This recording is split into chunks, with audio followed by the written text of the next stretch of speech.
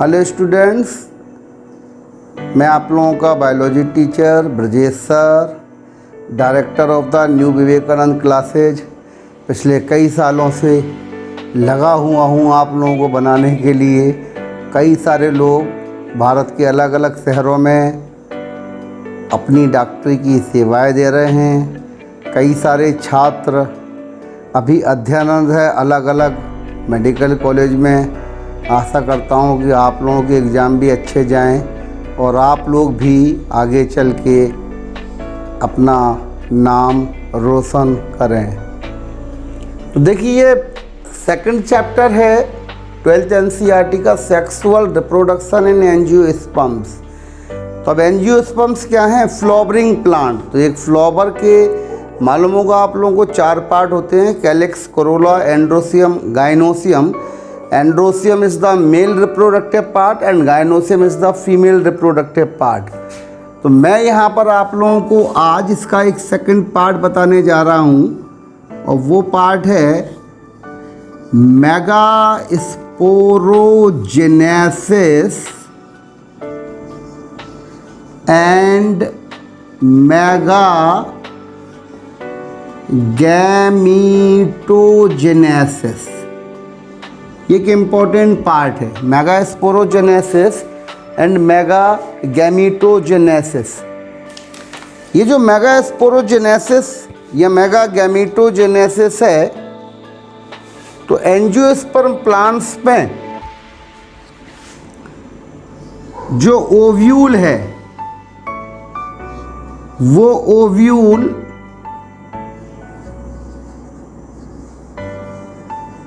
Differentiated करेगा और वो ओव्यूल डिफरेंशिएटेड करके एक सेल फॉर्म करेगा, डिफरेंशिएटेड टू फॉर्म आर्चीस्पोरियल सेल। देखिए, आपको मालूम होगा जहाँ भी लग जाता आर्ची, उसका मतलब होता है एनसीएट। तो ओव्यूल डिफरेंशिएट करके एक सेल फॉर्म करेगा जिसको कहेंगे आर्ची स्पोरियल सेल। और फिर ये आर्ची स्पोरियल सेल डेवलप करेगी एक सेल में जिसका नाम होगा मेगास्पोर मदर सेल। तो ये दोनों प्रोसेस, चाहे वो मेगास्पोरोजेनेसिस हो चाहे वो मेगागैमीटोजेनेसिस हो, दोनों की दोनों प्रोसेस ओव्यूल के अंदर चलेंगी। ओव्यूल के अंदर डिफरेंशिएशन होगा और वो डिफरेंशिएशन होके एक सेल फॉर्म करेगा जिसको आर्ची स्पोरियल सेल कहेंगे। वो आर्ची स्पोरियल सेल ही आगे चल के मेगास्पोर मदर सेल का फॉर्मेशन करती है। जहाँ भी लग जाता मदर सेल, किसी भी केस में मदर सेल लग जाए, वो मदर सेल का मतलब होता है डिप्लॉइड सेल, यानी कि 2n। तो megaspore mother cell diploid, microspore mother cell diploid, sperm mother cell diploid, ovum mother cell diploid. तो ये मेगास्पोर मदर सेल है। तो देखिए, ये मेगास्पोर मदर सेल और ये जो मेगास्पोर मदर सेल है, इस मेगास्पोर मदर सेल में होगा मियोसिस डिवीजन। पहले होगा मियोसिस 1। तो मालूम होगा आप लोगों को मियोसिस 1 को कहते हैं रिडक्शनल डिवीजन। तो मियोसिस 1 में ये बनेंगी 2 सेल, ये बन गई 2 सेल और इसको कहेंगे हम लोग मेगास्पोर डायड। तो ये सेल भी n, ये सेल भी n और ये मेगास्पोर मदर सेल, तो ये 2n। फिर ये मियोसिस पूरा होगा, मतलब ये होगा मियोसिस 2 और अब बन जाएंगी टोटल 2 से 4 सेल। ये बन गई 4 सेल, यानी 4 मेगास्पोर स्पोर टेट्रेड। और ये जो 4 मेगा स्पोर टेट्रेड, क्योंकि 4 से हैं, 4 मेगा स्पोर का टेट्रेड, तो मेगा स्पोर का टेट्रेड ऑलवेज लीनियर होता है। ध्यान रखना, अगर माइक्रोस्पोर के टेट्रेड की बात हम लोगों ने जब पढ़ी थी, तो माइक्रोस्पोर के टेट्रेड में ढेर सारा वेरिएशन होता था। एक प्लांट था एरिस्टोलोचिया एलिगेंस, उसमें 5 प्रकार के माइक्रोस्पोर टेट्रेड प्रेजेंट होते थे। इन the case of the dicot, जो माइक्रोस्पोर टेट्रेड होता था वो होता था टेट्राहेड्रल। मोनोकोट में यूजुअल टाइप का होता था आइसोबाइलेटरल, और अनयूजुअल टाइप में लीनियर होता था, डीकसेट होता था और टी शेप्ड होता था। यानी माइक्रोस्पोर के जो टेट्रेड थे वो 5 टाइप्स के हो सकते थे, लेकिन मेगास्पोर का जो टेट्रेड्स होगा वो हमेशा कैसा होगा, लीनियर। तो मेगास्पोरोजेनेसिस में क्या हुआ, 4 मेगास्पोर बनी। किससे बनी, मेगास्पोर मदर सेल से। मेगास्पोर मदर सेल डिप्लॉइड है, मेगास्पोर हैप्लॉइड है। किस डिवीजन के बाद, मियोसिस के बाद, और किसके अंदर, ओव्यूल के अंदर। तो याद रखिएगा, यहाँ पर हम मियोसिस 1 और मियोसिस 2 जरूर लिखते हैं, लेकिन ओवरऑल काउंटिंग इसकी जो होती है वो होती है 1, मतलब इसको 1 मियोसिस कहा जाता है। अब ये जो 4 मेगास्पोर बनी, इन 4 मेगास्पोर में से जो 3 मेगास्पोर होते हैं, वो 3 मेगास्पोर हो जाते हैं डीजनरेटेड, 3 खराब हो जाते हैं, और केवल 1 मेगास्पोर फंक्शनल होता है। तो out of these 4 megaspore 3 megaspore are degenerated and 1 megaspore, only 1 megaspore are functional. अब जो 1 मेगास्पोर फंक्शनल है वो हमने थोड़ा बड़ा दिखाया है, और 3 मेगास्पोर जो हैं वो छोटे हैं, जो डीजनरेट कर गए हैं। ओव्यूल का स्ट्रक्चर हमने पिछले लेक्चर में पढ़ा था। तो अब ओव्यूल में एक तरफ माइक्रोपाइलर एंड था, ओव्यूल में एक तरफ चलाजल एंड था। ओव्यूल में एक तरफ माइक्रोपाइलर एंड था, ओव्यूल में एक तरफ चलाजल एंड था। तो ध्यान रखना, नॉर्मल केसेज में ये जितने भी मेगास्पोर हैं, नॉर्मल केसेज में ये जो मेगास्पोर डिजनरेट हो रहे हैं, ये मेगास्पोर डिजनरेट हो रहे हैं एट द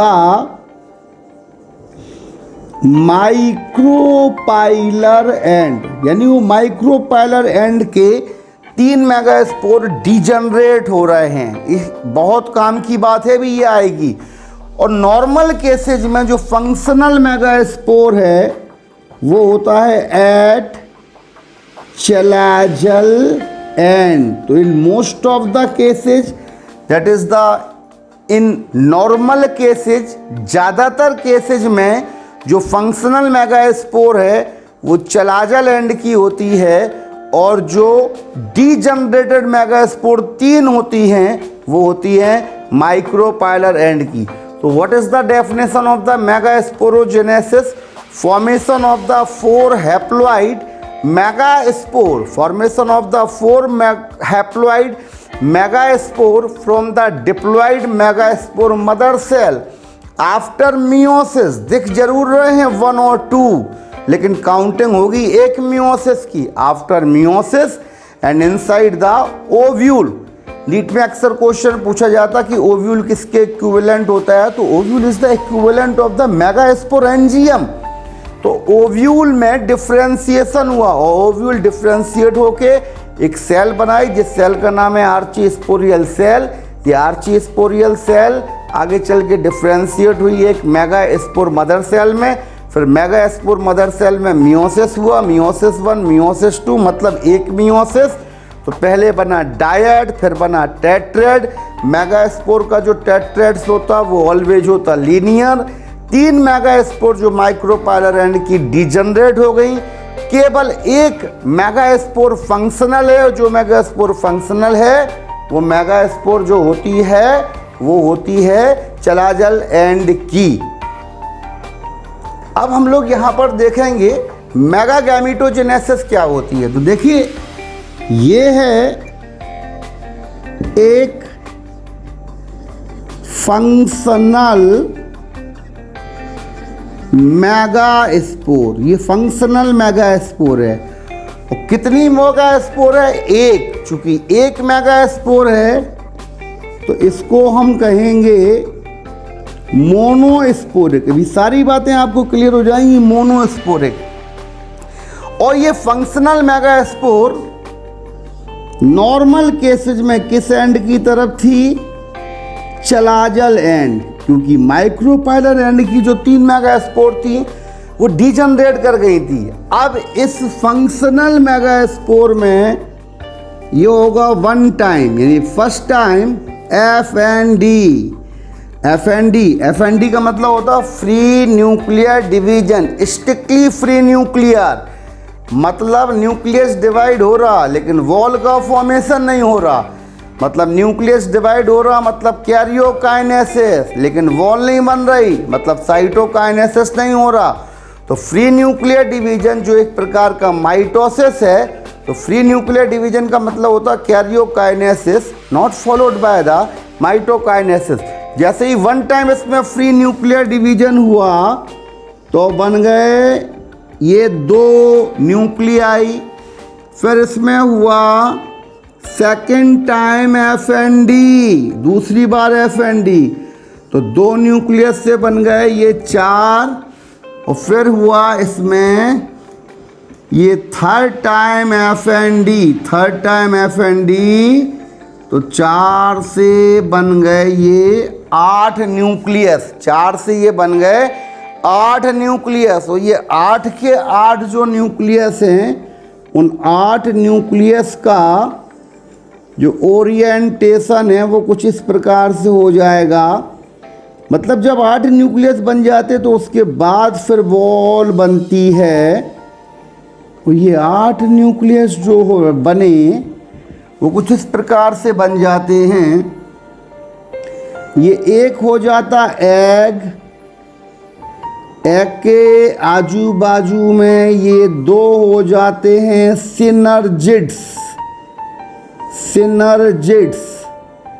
ये बीच में हो जाते हैं 2 पोलर न्यूक्लियाई। और ये 2 पोलर न्यूक्लियाई होते हैं लार्ज सेंट्रल सेल में। और नीचे की ओर ये जो हैं वो हैं 3 एंटीपोडल सेल्स। तो ये जो स्ट्रक्चर बना, ये स्ट्रक्चर को हमने कहा एम्ब्रियोसैक। एम्ब्रियोसैक का एक और नाम होता है फीमेल गैमीटोफाइट।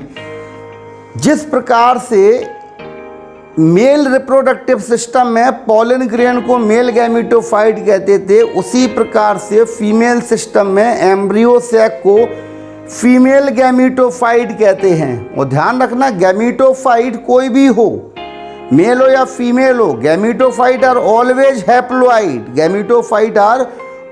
हैप्लॉइड। तो ये जो एम्ब्रियोसैक बना, ये फीमेल गैमीटोफाइट जो बना, आप देखिए इसमें कितनी सेल्ड हैं? 7 सेल्ड। 1 2 3 4 5 6 7, ये 7 सेल्ड है। और न्यूक्लियस अगर आप काउंट कर लें तो 8 है, यानी 8 nucleated. 1 2 3 4 5 6 7 8। So in most of the angiosperm plant, the embryo sac development is the monosporic. The embryo sac 7 celled 8 nucleated है। तो ये पूरी की पूरी जो डेफिनेशन है, उस डेफिनेशन को कहा जाता है मेगा गैमीटोजेनेसिस। जेनेसिस। तो पहले होगी मेगास्पोरोजेनेसिस, फिर होगी मेगागैमीटोजेनेसिस। मेगास्पोरोजेनेसिस में क्या हो रहा था, ओव्यूल जो डिफ्रेंशिएट होके आर्चीस्पोरियल सेल बनाया था, आर्चीस्पोरियल सेल ने मेगास्पोर मदर सेल बनाई थी। तो मेगास्पोरोजेनेसिस में मेगास्पोर मदर सेल में जब मियोसिस हुआ तो 4 मेगास्पोर बनी जो टेट्राड के फॉर्म में लग गई। और मेगास्पोर का टेट्राड हमेशा लीनियर था। जो 3 मेगास्पोर थी माइक्रोपाइलर एंड वाली वो डिजनरेट हो गई थी, और जो फंक्शनल मेगास्पोर थी चलाजा लैंड की वो केवल एक थी। ये डेफिनेशन हुई थी मेगास्पोरोजेनेसिस की। मेगागैमीटोजेनेसिस में क्या हो रहा है देखिए, फॉर्मेशन ऑफ एम्ब्रियो सैक और female gametophyte from the functional megaspore. कितनी, एक। So that is the monosporic, this is the normal case. और ये फंक्शनल मेगास्पोर किस एंड की तरफ की है, चलाजा लैंड। कितने फ्री न्यूक्लियर डिवीजन का इन्वॉल्वमेंट हो रहा, 3, 1 2 3। और ये फ्री न्यूक्लियर डिवीजन क्या है, स्ट्रिक्टली माइटोसिस। तो एक बार एग्जाम में क्वेश्चन आया कि एक मेगास्पोर मदर सेल से फीमेल गैमीटोफाइट बनने में कितने मियोसिस और कितने माइटोसिस डिवीजन लगते हैं। तो 1 मियोसिस और 3 माइटोसिस। लेकिन अगर क्वेश्चन ऐसा आ जाता है एग्जाम में कि एक फीमेल गैमीटोफाइट का फॉर्मेशन फंक्शनल मेगास्पोर से जब होता है तो कितने मियोसिस और कितने माइटोसिस लगते हैं। तो फंक्शनल मेगास्पोर पूछा तो मियोसिस तो काउंट करेंगे नहीं, तो meiosis is the 0 and mitosis is the 3। देखिए अब हम आपको एम्ब्रियो सैक के फॉर्मेशन कैसे होते वो बता रहे। अभी हमने एक नॉर्मल केस बताया था आपको। तो देखिए एम्ब्रियो सैक का जो फॉर्मेशन है वो 3 प्रकार के एम्ब्रियो सैक के फॉर्मेशन होते हैं। एम्ब्रियो सैक के 3 प्रकार के जो फॉर्मेशन होते हैं, एक को कहते हैं मोनोस्पोरिक, जैसा नाम ही है मोनोस्पोरिक, मतलब एक मेगास्पोर पार्टिसिपेट कर रही होगी। दूसरा है बाइस्पोरिक और तीसरा है टेट्रास्पोरिक। तो 3 प्रकार के अभी तक एम्ब्रियो सैक का डेवलपमेंट या फॉर्मेशन देखा गया, मोनोस्पोरिक, बाइस्पोरिक और टेट्रास्पोरिक। सबसे कॉमन मोनोस्पोरिक, यही आपके सिलेबस में भी है मोनोस्पोरिक। मोनोस्पोरिक में भी 2 केसेज होते, याद रखिएगा। एक होता नॉर्मल टाइप और एक होता है एबनॉर्मल टाइप। एक होता नॉर्मल टाइप, एक होता एबनॉर्मल टाइप। दूसरी बात, आपके एनसीईआरटी में आपके सिलेबस में जो दिया है वो मोनोस्पोरिक नॉर्मल टाइप है। आपको बता दें मोनोस्पोरिक नॉर्मल टाइप का जो एम्ब्रियो सैक था उसको डिस्कवर्ड किया था, डिस्कवर्ड बाय स्ट्रासबर्गर। एक साइंटिस्ट थे स्ट्रासबर्गर, उन्होंने नॉर्मल टाइप के मोनोस्पोरिक एम्ब्रियो सैक का डेवलपमेंट बताया था।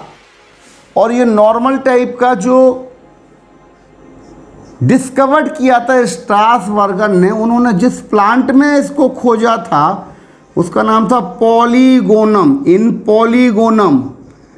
तो इसलिए इसको पॉलीगोनम टाइप का एम्ब्रियो सैक भी कहते हैं। ये जितने भी एम्ब्रियो सैक है जिन प्लांट में फर्स्ट टाइम खोजे गए उनका नाम ही पड़ गया उस टाइप का एम्ब्रियो सैक। सो मोनोस्पोरिक नॉर्मल टाइप का जो एम्ब्रियो सैक है उसका एक और नाम पड़ गया पॉलीगोनम टाइप। दूसरी बात, ये नॉर्मल टाइप का जो पॉलीगोनम टाइप का एम्ब्रियो सैक है उसमें अंतर ये है कि इसकी जो फंक्शनल मेगास्पोर होगी वो होगी एट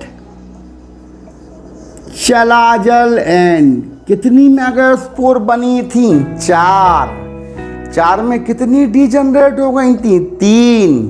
3 जो डिजनरेट हुई थी नॉर्मली वो माइक्रोपाइलर एंड की, और जो फंक्शनल थी वो फंक्शनल किस एंड की थी?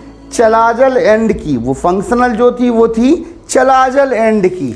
अब एबनॉर्मल टाइप में क्या होता है ये भी हम आपको बता दें, फिर दोनों को हम डिटेल्स में बता देंगे। एबनॉर्मल टाइप की discovery discovered by Hofmeister in Oenothera lamarckiana plant. बहुत इंपॉर्टेंट पॉइंट है कि मोनोस्पोरिक एबनॉर्मल टाइप के एम्ब्रियो सैक की डिस्कवरी हॉफमिस्टर नाम के साइंटिस्ट ने की थी, और जिस प्लांट में की थी उसका नाम है ओइनोथीरा लैमार्कियाना प्लांट। ये ओइनोथीरा लैमार्कियाना प्लांट जो है इसको वेरी पॉपुलरली हम लोग जानते हैं इवनिंग प्रिमरोज। तो ये वही प्लांट है इवनिंग प्रिमरोज जिस प्लांट पर एक साइंटिस्ट था ह्यूगो डी वरीज, उसने अपनी म्यूटेशन की थ्योरी फेमस की थी। तो थ्योरी ऑफ द म्यूटेशन किस प्लांट पर फेमस हुई? Evening primrose. इवनिंग प्रिमरोज का क्या नाम है? ओइनोथीरा लैमार्कियाना। कितना बढ़िया एग्जाम में क्वेश्चन बन जाए। आप लोगों ने पढ़ा होगा पहले क्लास में, एवोल्यूशन में 3 साइंटिस्ट थे मेन साइंटिस्ट। एक का नाम था जीन बैप्टिस्ट डी लैमार्क, एक का नाम था चार्ल्स डार्विन, एक का नाम था ह्यूगो डी वरीज। अब एग्जाम में क्वेश्चन आ जाए म्यूटेशन थ्योरी जो कि ओइनोथीरा लैमार्कियाना नाम के प्लांट पर फेमस हुई, किस साइंटिस्ट के द्वारा दी गई? और पहला ही option Jean Baptiste de Lamarck, Charles Darwin, Hugo de Vries, August Weismann. तो जिन लोगों को मालूम नहीं होगा वो अपना लॉजिक लगाएंगे, यार ओइनोथीरा लैमार्कियाना, तो टिक कर दो जीन बैप्टिस्ट डी लैमार्क। लेकिन लैमार्क आंसर नहीं होगा, आंसर जो होगा वो होगा ह्यूगो डी वरीज। अब ये नॉर्मल टाइप क्या है, एबनॉर्मल टाइप क्या है, मैं बता दूं। सबसे पहले मैं आपको नॉर्मल टाइप बताता हूं। ये नॉर्मल टाइप और नॉर्मल टाइप का एम्ब्रियो सैक, मैं बात कर रहा हूं मोनोस्पोरिक की। तो नॉर्मल टाइप का जो एम्ब्रियो सैक है मोनोस्पोरिक का, उसको किसने डिस्कवर किया था? स्ट्रासबर्गर ने। किस प्लांट में किया था? पॉलीगोनम में। फंक्शनल मेगास्पोर किस एंड की तरफ थी? Chalazal end. अब हो क्या रहा देखिए, ये तो ये एक फंक्शनल मेगास्पोर किस एंड की तरफ है? Chalazal end. ये हुआ one time FND, that is the free nuclear division, मतलब माइटोसिस, बने 2 न्यूक्लियस, फिर हुआ सेकंड FND, तो 2 से बने 4, फिर हुआ तीसरा FND, तो तीसरे FND बने 4 से 8, और फिर इनका ओरिएंटेशन हो गया, मतलब ये अपने अलग अलग तरीके से सज गए, ये लग गए और ये बन गया। ये था एक एग, बताया था आजू बाजू में 2 थे सिनर्जेड। ये लार्ज सेंट्रल सेल थी, 2 पोलर न्यूक्लियस, 3 एंटीपोडल सेल थे। बना कैसा? 7 सेल्ड 8 न्यूक्लिएटेड। एक बार एग्जाम में ऐसा भी क्वेश्चन आ चुका है कि जो most of the angiosperm plant होते हैं उनका एम्ब्रियो सैक या फीमेल गैमीटोफाइट जो 8 न्यूक्लिएटेड होता है, उनमें 8 न्यूक्लियस का क्या अरेंजमेंट होता? 4 + 4, 2 + 2 + 2 + 2, 3 + 3 + 2 और 3 + 2 + 3। आपके सामने दिख रहा, पहले 3, फिर 2, फिर 3। तो what is the right answer? 3 + 2 + 3। So this is the normal type of the monosporic embryo sac। Normal type के मोनोस्पोरिक एम्ब्रियो सैक में कई बातें ध्यान देने वाली हैं। फंक्शनल मेगास्पोर किस एंड का है? Chalazal end. कितने माइटोसिस या कितने फ्री न्यूक्लियर डिवीजन का इन्वॉल्वमेंट हो रहा? 3। कितने सेल्ड, कितने न्यूक्लिएटेड हैं? 7 सेल्ड 8 न्यूक्लिएटेड। एक एग है, आजू बाजू में 2 सिनर्जेड हैं, एक लार्ज सेंट्रल सेल है, 2 पोलर न्यूक्लियाई और 3 एंटीपोडल सेल हैं। दूसरा है इसमें एबनॉर्मल टाइप, दूसरा है इसमें एबनॉर्मल टाइप। तो एबनॉर्मल जो टाइप है वो भी क्या है, मोनोस्पोरिक। एबनॉर्मल टाइप ही मोनोस्पोरिक है।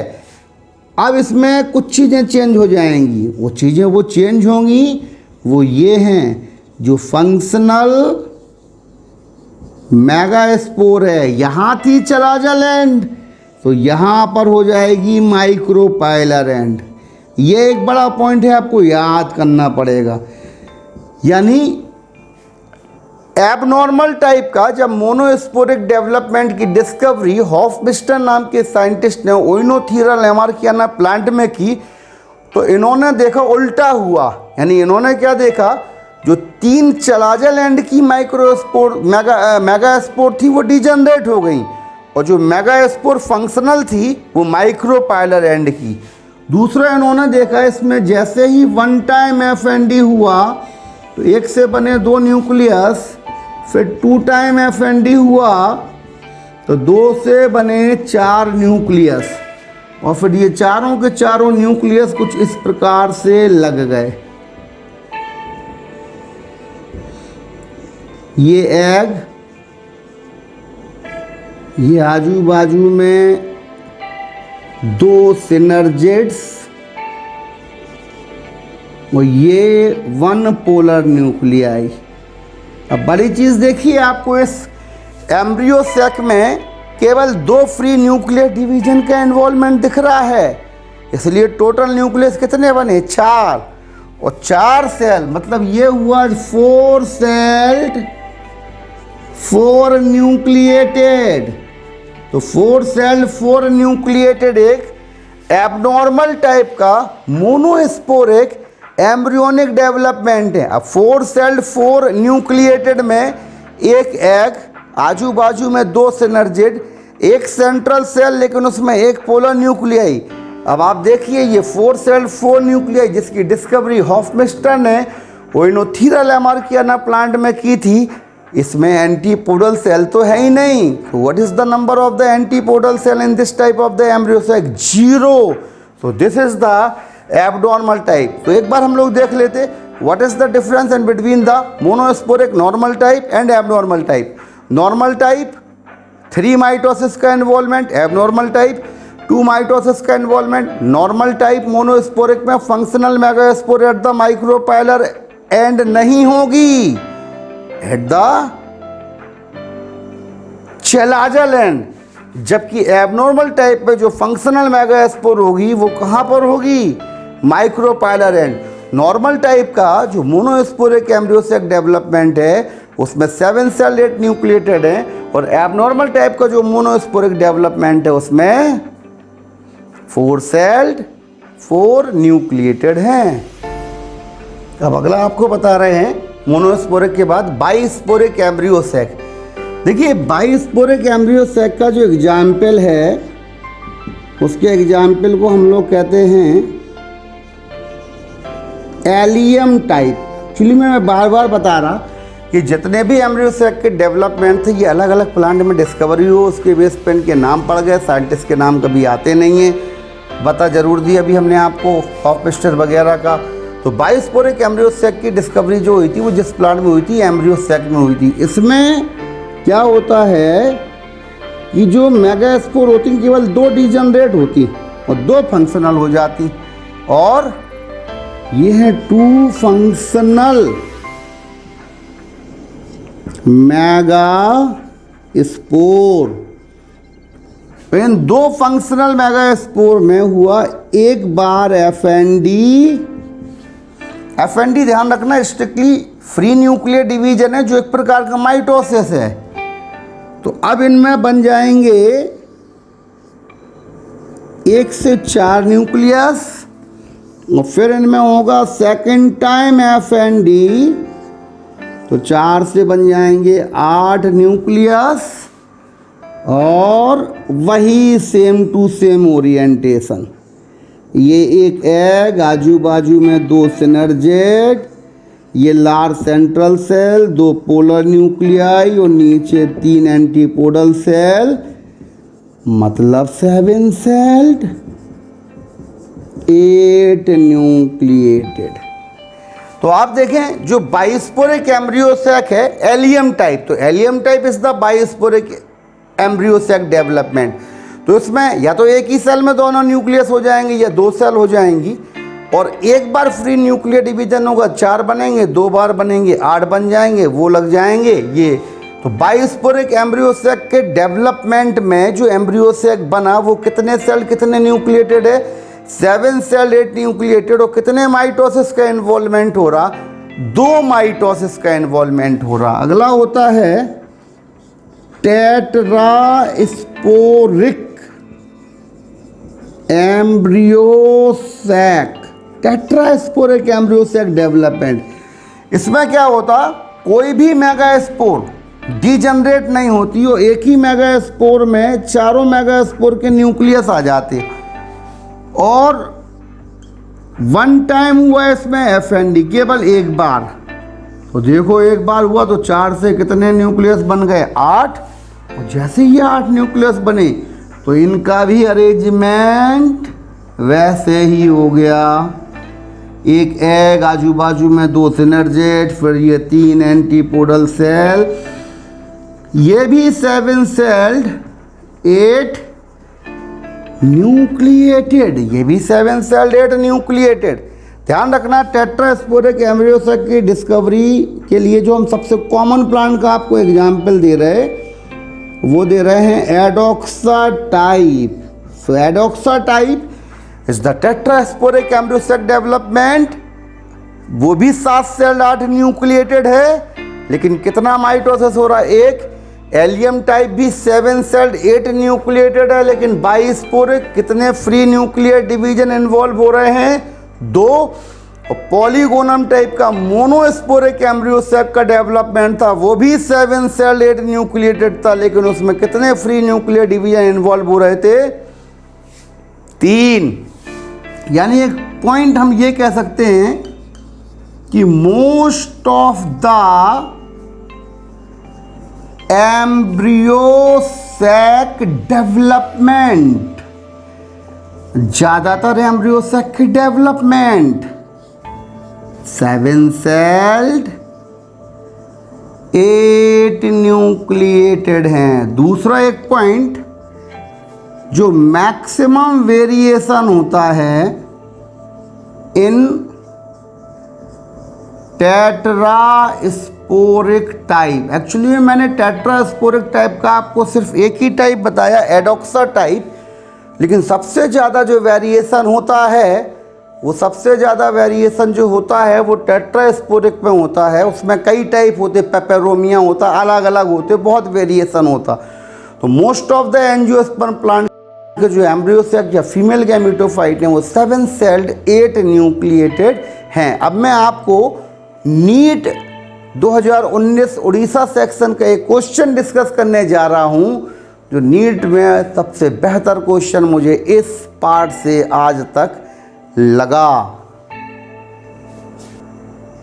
So let us now see the question of the Orissa 2019 में 2 बार आपको मालूम है नीट के एग्ज़ाम हुए थे। पहला नीट का एग्ज़ाम जो हुआ था वो 3 मई को हुआ था, लेकिन उस दिन उड़ीसा में आपको मालूम है एक तूफ़ान आ गया था। तो उसके बाद फिर 2019 में नीट का पेपर उड़ीसा के लिए अलग हुआ था 20 मई को। बहुत अच्छा पेपर था, 3 मई से काफ़ी अच्छा पेपर था। उसमें देखिए क्या क्वेश्चन आया था, which is the most common type of the embryo sac in angiosperm. तो there are the many variation in the embryo sac development in the case of the angiosperm.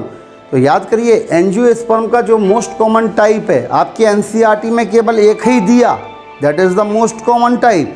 तो आपके एनसीईआरटी में दिया मोनोस्पोरिक, आपके एनसीईआरटी में दिया 7 सेल्ड 8 न्यूक्लिएटेड। तो अब आप बताइए नॉर्मल टाइप कौन सा होता, मोनोस्पोरिक, बाइस्पोरिक या टेट्रास्पोरिक। तो monosporic is the normal type, और मोनोस्पोरिक में भी 2 थे, नॉर्मल टाइप और एबनॉर्मल टाइप। तो नॉर्मल टाइप था पॉलीगोनम और एबनॉर्मल टाइप था ओइनोथीरा। जो नॉर्मल टाइप पॉलीगोनम था उसमें कितने फ्री न्यूक्लियर डिवीजन हो रहे थे, 3 माइटोसिस हो रहे थे। वो एबनॉर्मल टाइप जो था, जो ओइनोथीरा में हो रहा था, उसमें कितने फ्री न्यूक्लियर डिवीजन हो रहे थे? 2। नॉर्मल टाइप जो पॉलीगोनम था उसमें फंक्शनल मेगास्पोर चलाजल एंड की ओर थी, जबकि एबनॉर्मल टाइप में फंक्शनल मेगास्पोर चलाजल एंड की ओर ना होके माइक्रोपाइलर एंड में थी। पहले तो आपको बता दें, कोई भी क्वेश्चन में जब दो चीज़ें एक जैसी होती हैं तो मान के चलना कि आंसर उसमें होगा। तो फर्स्ट ऑप्शन में बाइस्पोरिक, सेकंड में टेट्रास्पोरिक, थर्ड में मोनो, फोर्थ में मोनो, तो आंसर पक्का था थर्ड और फोर्थ में एक होगा। लेकिन यहाँ मोनोस्पोरिक में 2 दिए, मोनोस्पोरिक विथ 3 सीक्वेंशियल डिवीजन और मोनोस्पोरिक विथ 2 सीक्वेंशियल डिवीजन। पूछा गया most common type, so answer is the monosporic with 3 sequential division. That is the example. कौन सा टाइप? Polygonum type. तो पॉलीगोनम टाइप नॉर्मल टाइप का है। बताओ इसकी जो फंक्शनल मेगास्पोर है वो फंक्शनल मेगास्पोर किस एंड पर है? चलाजल एंड कितने माइटोसिस का इन्वॉल्व हो रहा? 3। और कितने सेल कितने न्यूक्लिएटेड है? 7 सेल 8 न्यूक्लिएटेड। फोर्थ ऑप्शन भी देख लीजिए, मोनोस्पोरिक विद 2 सीक्वेंशियल। तो monosporic with 2 sequential normal type नहीं होगा, वो होगा एबनॉर्मल, वो होगा एबनॉर्मल।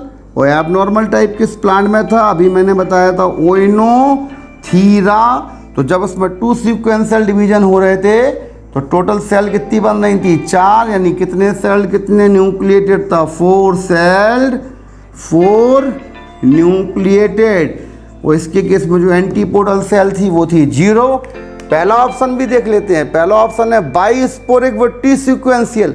तो बाइस्पोरिक को जो 2 सीक्वेंशियल था उसको मैंने बताया था एलियम टाइप। वो अगला है टेट्रास्पोरिक विद 1 माइटोटिक। तो टेट्रास्पोरिक 1 माइटोटिक का एग्जाम्पल हमने बताया था एडोक्सा टाइप। तो बाइस्पोरिक विद 2 सीक्वेंशियल माइटोटिक डिवीजन, तो this is the allium type. इसमें भी 7 सेल्ड 8 न्यूक्लिएटेड था। टेट्रास्पोरिक विद 1 माइटोटिक, इसमें भी 7 सेल्ड 8 न्यूक्लिएटेड था जो एडोक्सा प्लांट में खोजा गया था। Monosporic with 3 sequential division Polygonum type था। That is the most common type of the embryo sac in the angiosperm, जिसमें फंक्शनल मेगास्पोर चलाजल एंड पर होती थी। और लास्ट ऑप्शन था monosporic with 2 sequential division. This is the abnormal type of the monosporic, Oenothera में खोजा गया था। 4 सेल्ड 4 न्यूक्लिएटेड थी। तो नीट लेवल पे आपको बताएं, आता सब कुछ किताब से ही है लेकिन बहुत बेहतर आता। मेरा ये फर्स्ट यूट्यूब का लेक्चर था। अगर आपको पसंद आया हो तो आप कमेंट्स ज़रूर करें, शेयर ज़रूर करें, इस मेरे चैनल को सब्सक्राइब करें, बेल आइकन दबाएं जिससे अपडेट्स आप लोगों को लगातार पहुंचते रहें। और अगर आप मुझे फॉलो करना चाहें तो मेरे फेसबुक के पेज पर भी फॉलो कर सकते हैं और मेरे इंस्टाग्राम को फॉलो कर सकते हैं। So all the best for your future exam.